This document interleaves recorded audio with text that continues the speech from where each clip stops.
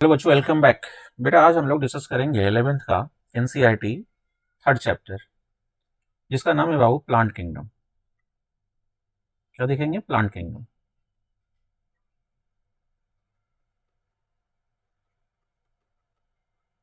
अब देखो, plant kingdom में पहले देखते हैं क्लासिफिकेशन, कि प्लांट की क्लासिफिकेशन मॉडर्न सिस्टम के अनुसार कैसे की गई है। बेटा पूरे प्लांट को हमने सबसे पहले क्लासिफाइड किया है इस फॉर्म में कि किस प्लांट में एम्ब्रियो प्रेजेंट है और किस में एब्सेंट है। तो जिस प्लांट ग्रुप में एम्ब्रियो एब्सेंट है उसे हमने कहा थैलोफाइटा ग्रुप। क्या बोला? थैलोफाइटा। और जहां एम्ब्रियो प्रेजेंट है, एम्ब्रियो प्रेजेंट, उसे हमने बोला Embryophyta group. Embryophyta. Clear? Now अब ध्यान देना कि वैसा एम्ब्रियोफाइट जिसमें वैस्कुलर टिश्यू नहीं है, दैट मीन्स जाइलम फ्लोएम नहीं है, कंडक्टिंग एलिमेंट नहीं है, तो वैस्कुलर टिश्यू एब्सेंट है, तो इस ग्रुप में हमने रखा किसको? ब्रायोफाइटा को। तो आप कह सकते हो कि ब्रायोफाइटा फर्स्ट एम्ब्रियोफाइट है। ये ध्यान रखना है, इज द फर्स्ट एम्ब्रियोफाइट जिसमें वैस्कुलर टिश्यू नहीं है। और दूसरा ग्रुप जहां बेटा वैस्कुलर टिश्यू प्रेजेंट है, ये वैस्कुलर टिश्यू प्रेजेंट है, तो उसे हमने कहा ट्रैकियोफाइटा ग्रुप। ट्रैकियोफाइटा। क्लियर है? और फर्स्ट ट्रैकियोफाइट हम मानते हैं टेरिडोफाइट्स को। तो अब ध्यान दो, वैसा ट्रैकियोफाइट जहां सीड एब्सेंट है, तो इसे हमने रखा टेरिडोफाइटा ग्रुप। टेरिडोफाइटा। क्लियर? तो टेरिडोफाइटा को आप क्या कह सकते हो? फर्स्ट ट्रैकियोफाइट। इसीलिए टेरिडोफाइट्स को बेटा हम बोलते हैं vascular cryptogams. That means vascular tissue पहली बार यहां प्रेजेंट हुआ था। और जहां सीड प्रेजेंट है, वैसा ट्रैकियोफाइट जहां सीड प्रेजेंट है, उसे हम लोग बोलते हैं spermatophyte group. Spermatophyta. Sperma means seed, phyta means plant. वैसा प्लांट जहां सीड प्रेजेंट है। क्लियर है? और यहां ध्यान रखना कि वैसा सीड स्पर्मैटोफाइट बेटा जहां सीड नेकेड है। दैट मीन्स आप ये समझो कि जैसे ये ओवरी है, ये आपका पिस्टिल है फ्लावरिंग प्लांट में, और इस स्टिग्मा स्टाइल ओवरी, इसके अंदर होता है ओव्यूल। और बेटा ये ओव्यूल फर्टिलाइजेशन के बाद सीड में चेंज होता है, और जो ये ओवरी है फर्टिलाइजेशन के बाद किस में चेंज हो जाता है? फ्रूट में। तो अब ध्यान रखना है कि वैसा स्पर्मेटोफाइट जहां पर ओवरी नहीं है, दैट मीन्स ओवरी नहीं होगा तो फ्रूट होगा क्या? नहीं। तो उस ग्रुप को हमने नाम दिया gymnosperm. That means fruit absent. आप कह सकते हो कि सीड यहां नेकेड है, that means not enclosed bye ovary wall. तो इसे हमने कहा जिम्नोस्पर्म, जहां सीड तो है बट फ्रूट नहीं है। एंड दूसरा स्पर्मेटोफाइट जहां फ्रूट प्रेजेंट है, दैट मीन्स जो ओफ्यूल है वो कवर्ड है ओवरी वॉल से। तो यहां पर सीड कवर्ड है, covered with in ovary wall, या कह सकते हो ओवरी, इसलिए यहां फ्रूट प्रेजेंट है। क्लियर है? तो इस ग्रुप को हमने क्या कहा? एंजियोस्पर्म बोला। क्लियर? नाउ तो आप यहां कर सकते हो क्या कि जो जिम्नोस्पर्म है बेटा फर्स्ट सीडेड प्लांट है। फर्स्ट स्पर्मेटोफाइट कौन है? जिम्नोस्पर्म है। ये ध्यान रखना है आपको। क्लियर है? नाउ अब एंजियोस्पर्म को हमने क्लासिफाइड किया कितने ग्रुप में? बेटा दो ग्रुप में, डाइकॉट एंड मोनोकॉट। तो ये हमारी मॉडर्न क्लासिफिकेशन है जो आज हम फॉलो करते हैं। क्लियर है? अब देखो, इसे याद करने का एक तरीका मैं बता रहा हूं आपको। ये सारे ग्रुप को कैसे याद रखोगे ऑर्डर वाइज। तो देखो, ये क्रोनोलॉजी को आपको फॉलो करना है, ऐसे।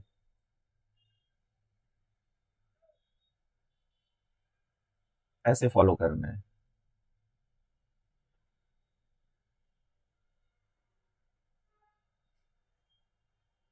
नौ।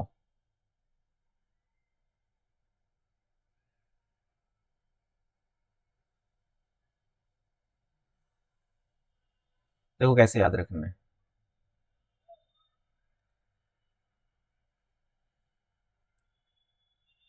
ये हो गया ग्रुप, ऐसे। तो ये बेटा हो गया हमारा एम्ब्रियो, ये ध्यान रखना है। ये हो गया वैस्कुलर टिश्यूज, ये करेक्टर। यहां हो गया सीड, और ये हो गया फ्रूट्स। क्लियर है? अब इधर ले लो thallophyta group, that is algae. ये हो गया थैलोफाइटा। ये हो गया ब्रायोफाइटा। ये हो गया जिम्नोस्पर, सॉरी, टेरिडोफाइटा, है ना। यहां हमें लेना है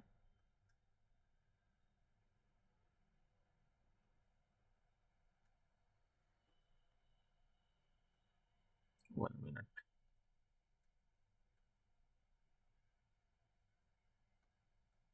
यहां लेना है आपको टेरिडोफाइटा ग्रुप। ये हो गया टेरिडोफाइटा,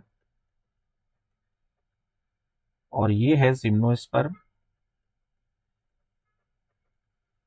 और ये है एंजियोस्पर्म। ये ग्रुप हो गया। क्लियर? तो अब देखो, आप लोग ऑर्डर ध्यान रखना। ठीक है? क्या ऑर्डर देखना है। तो आप देखो बेटा, थैलोफाइटा में एम्ब्रियो प्रेजेंट था, बोलो। नहीं था। वेस्कुलर टिश्यू था, नहीं था। सीड था, नहीं था। बेटा फ्रूट, कुछ भी नहीं। क्लियर है? जबकि ब्रायोफाइटा में देखो, एम्ब्रियो है, वेस्कुलर टिश्यू था क्या, नहीं था। ऑर्डर पकड़ना आप लोग। उसी तरह टेरिडोफाइटा में बेटा एम्ब्रियो प्रेजेंट था, वेस्कुलर टिश्यू प्रेजेंट था, सीड नहीं था, फ्रूट नहीं था। जिम्नोस्पर्म में embryo present, vascular tissue present, seed present, ये नहीं था। ऑर्डर पकड़ लो। एंजियोस्पर्म में सारे कंपोनेंट प्रेजेंट होंगे। ठीक है? इस ऑर्डर को फॉलो करना है, और इजीली आप इसे याद कर सकते हो। ठीक है?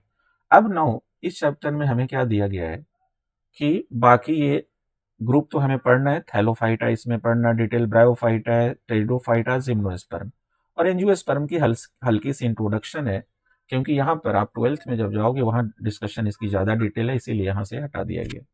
बट इस पूरे ग्रुप ऑफ प्लांट को शुरू करने से पहले हमारे एनसीईआरटी में एक टॉपिक दे रखा है, सिस्टम ऑफ क्लासिफिकेशन। ये दे रखा है बेटा, सिस्टम ऑफ क्लासिफिकेशन। सिस्टम हो या किंगडम हो, आप लोग को ये ध्यान रखना है कि इसका मेन मोटो रहा है, अलग अलग समय में अलग अलग साइंटिस्टों ने अलग अलग कैरेक्टरिस्टिक को कंसीडर कर कर प्लांट और एनिमल स्पेसीज को क्लासिफाइड किया है। तो उसी को हमने अलग नाम दिया है। तो दुनिया में जो पहला सिस्टम आया था वो था आर्टिफिशियल सिस्टम। आर्टिफिशियल सिस्टम, ठीक है। और आर्टिफिशियल सिस्टम मेनली बेस्ड था ग्रॉस मॉर्फोलॉजिकल कैरेक्टर पर। ठीक है? तो उस समय तक हमारे पास और कोई कैरेक्टर स्टडी के लिए पॉसिबल नहीं था। तो आप ध्यान रखना, based on gross morphological character. और मॉर्फोलॉजिकल कहते हैं जो बाहर से दिखाई दे। तो इस मॉर्फोलॉजिकल कैरेक्टर्स में ये ध्यान रखना कि सिर्फ वेजिटेटिव पार्ट नहीं था, वेजिटेटिव कैरेक्टर के साथ साथ रिप्रोडक्टिव कैरेक्टर को भी हमने शामिल किया था। दैट मीन्स वेजिटेटिव में नॉर्मल कंसिडरेशन यहां पर दोनों ले सकते हो, जैसे शेप क्या है, साइज क्या है, कलर क्या है, हैबिट एंड हैबिटेट, ये सारी कैरेक्टरिस्टिक शामिल की गई है ना। लेकिन इस सिस्टम को फॉलो करने वाले जो लीनियस साहब थे, मैं उनकी बात करूं तो ये लीनियस साहब की बात करूं, अकॉर्डिंग टू लीनियस, जो इस सिस्टम को इन्होंने एडॉप्ट किया था, अब ध्यान रखना इन्होंने मोस्टली रिप्रोडक्टिव कैरेक्टर को कंसिडर किया था। ठीक है, तो mostly considered what, reproductive character of plant, reproductive characters of plants, जिसमें नॉर्मल कंडीशन क्या था कि number, nature, structure of stamen, ये ध्यान रखना है, पिस्टिल, तो number, nature and structure of what, stamen and pistil. आपको पता है स्टामेन क्या है, मेल रिप्रोडक्टिव पार्ट है, पिस्टिल क्या है बेटा, कार्पेल क्या है, फीमेल रिप्रोडक्टिव पार्ट है फ्लावरिंग प्लांट का। तो नॉर्मली इन्होंने ये कंसीडर किया था, और इसीलिए इनके सिस्टम को हम लोग क्या बोलते हैं, sexual system of classification, Linnaeus के आर्टिफिशियल सिस्टम को। क्लियर। और आप देखो इन्होंने पूरे प्लांट्स को दो ग्रुप में क्लासिफाइड किया। आप समझ जाओगे कैसे बेटा। एक का नाम दिया इन्होंने क्रिप्टोगेम्स, प्रीवियस ईयर क्वेश्चंस मिलेगा, टर्म आज भी हम यूज करते हैं, एंड फैनेरोगेम्स। ठीक है, तो क्रिप्टो गेम्स में वो सारी कैरेक्टर रखी गई जहां पर प्लांट के ऑफ स्प्रिंग नहीं होते। देखो ग्रीक वर्ड से डिराइव्ड है, phanero means visible, gamos means marriage. तो ऐसा प्लांट जिसमें मैरिज होगी, तो आप इन जनरल ये समझते हो मैरिज क्यों करते हैं हम लोग बेटा, रिप्रोडक्शन के लिए, ऑफ स्प्रिंग के लिए। तो आप कह सकते हो कि जो फ्लावरिंग प्लांट है उसका ऑफ स्प्रिंग क्या होगा, फ्रूट होगा, सीड होगा। तो ऐसा प्लांट जहां फ्रूट एंड सीड प्रेजेंट है, तो उसको इन्होंने नाम दे दिया फेनेरोगेम्स, जिसमें दो ग्रुप आते हैं, एक जिम्नोस्पर्म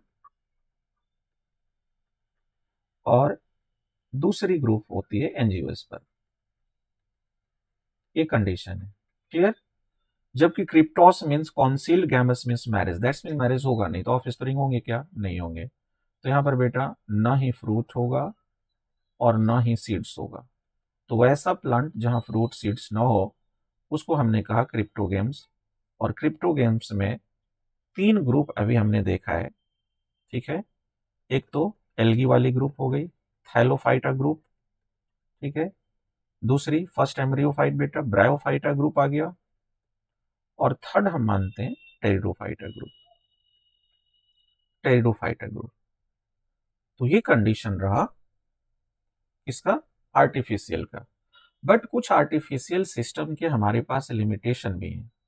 लिमिटेशन का मतलब कि कुछ ड्रॉबैक भी है। क्या लिमिटेशन हो सकता है कि आर्टिफिशियल सिस्टम ने एसेक्सुअल एंड सेक्सुअल रिप्रोडक्शन दोनों ही प्रोसेस को बेटा इक्वल वेटेज दिया हुआ है, इक्वल वेटेज दिया हुआ है ना, जो कि सही नहीं है।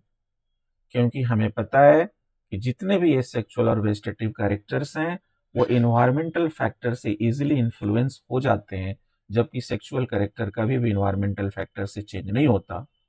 इसका मतलब कि दोनों का इक्वल इंपॉर्टेंस देना सही बात नहीं है। तो ये मेनली ड्रॉबैक याद रखोगे आप लोग। अब जो दूसरी सिस्टम आई बाद में, उसे हम कहते हैं natural system, natural system of classification. तो नेचुरल सिस्टम में क्या रिजॉल्व हुआ, आर्टिफिशियल में तो हमने सारे कैरेक्टर मॉर्फोलॉजिकल लिए थे, बट यहाँ यहाँ देखो कि मॉर्फोलॉजिकल कैरेक्टर के साथ साथ, है ना, ये ध्यान रखना है कि ये किस कैरेक्टर पर बेस्ड है। तो मॉर्फोलॉजिकल के साथ साथ हमने यहाँ एनाटॉमी भी लिया है बेटा, सेल स्ट्रक्चर को भी कंसीडर किया है क्लासिफिकेशन में, है ना, डेवलपमेंटल प्रोसेस भी लिया है,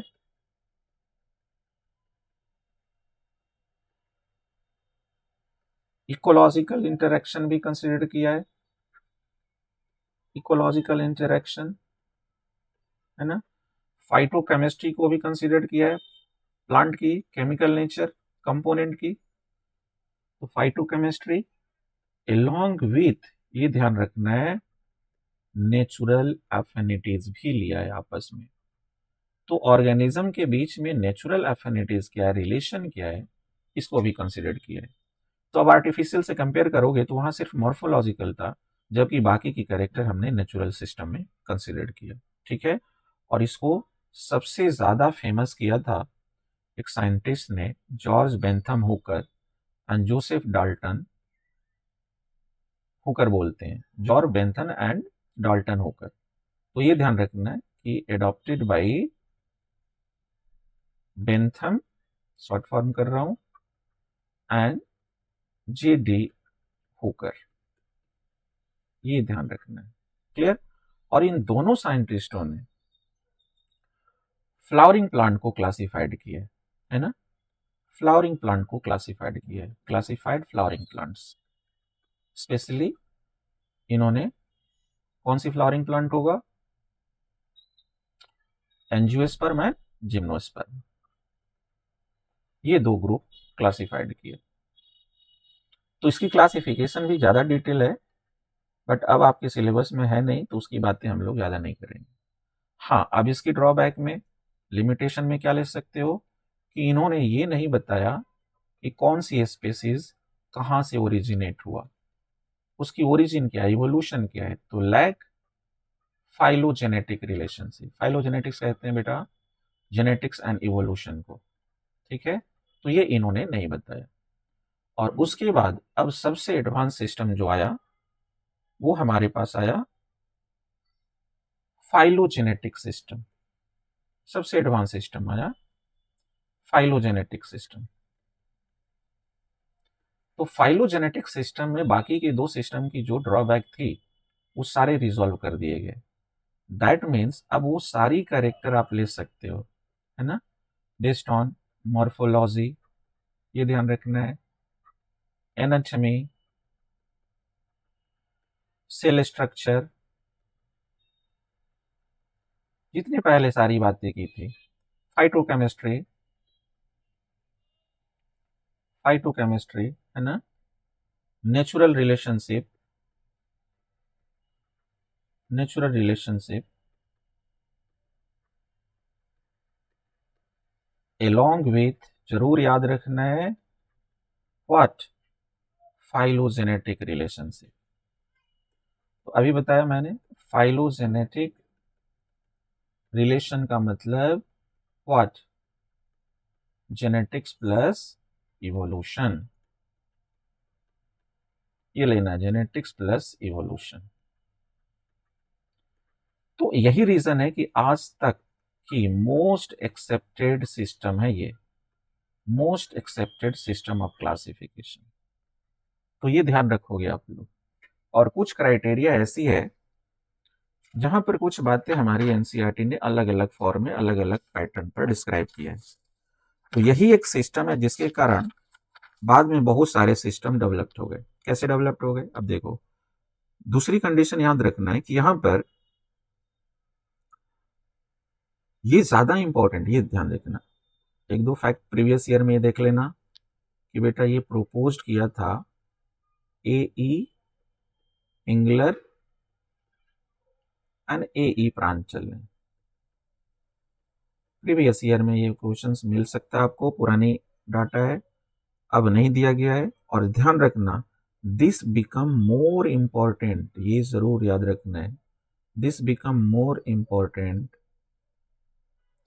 when there is no supporting fossils evidence. उस समय कोई भी सपोर्ट नहीं था फॉसिल्स का, when there is no support of fossils evidence.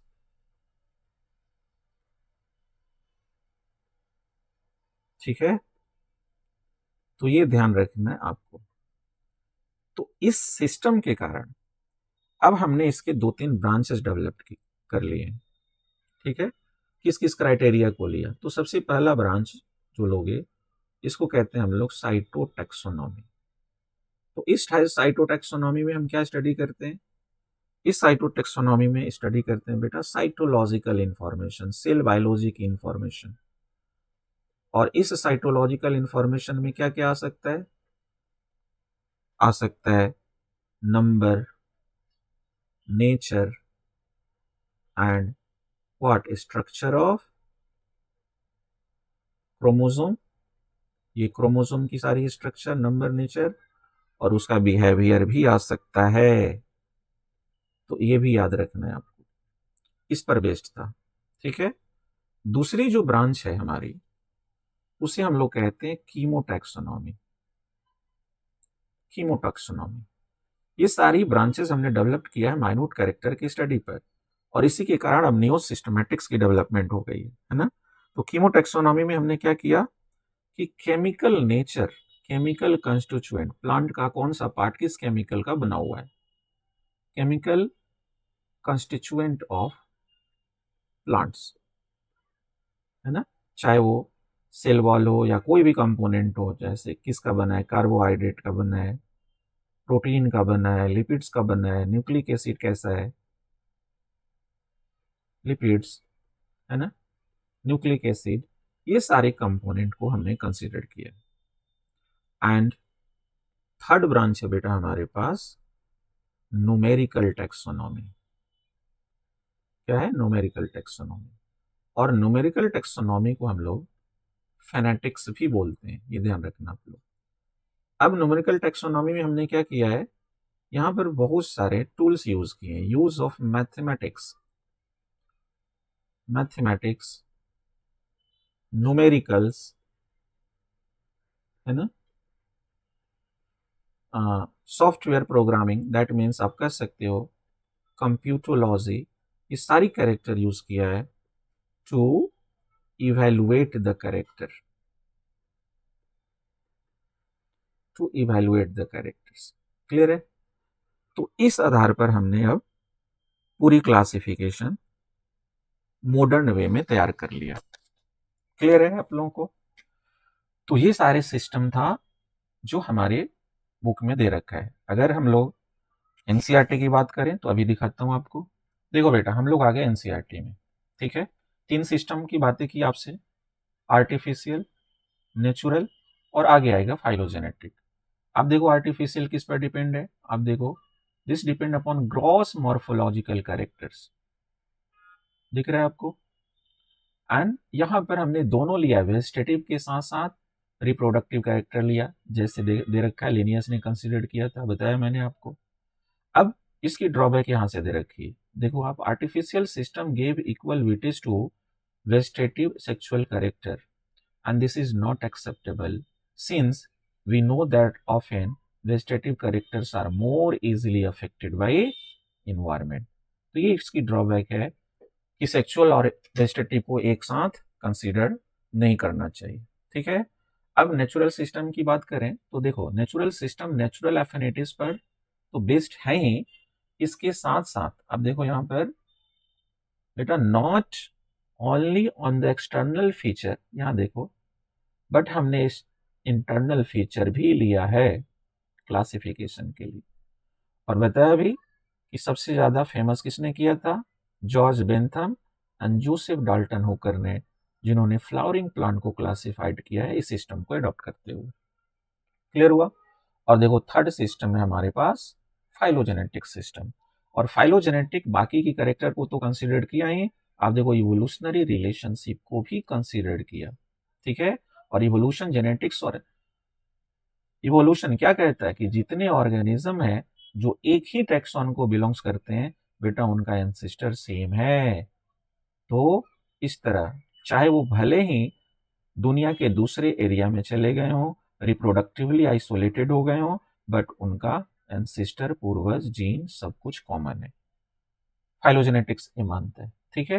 And दूसरी condition, the becomes more important when there is no supporting fossils evidence. अभी बताया आपको कि उस समय हमारे पास फॉसिल्स का कोई सपोर्ट नहीं था, एविडेंस का, फिर भी ये हमने इसको कंसिडर किया। और इसके बिहाफ पर कितने ब्रांचेस डेवलप्ड हो गए?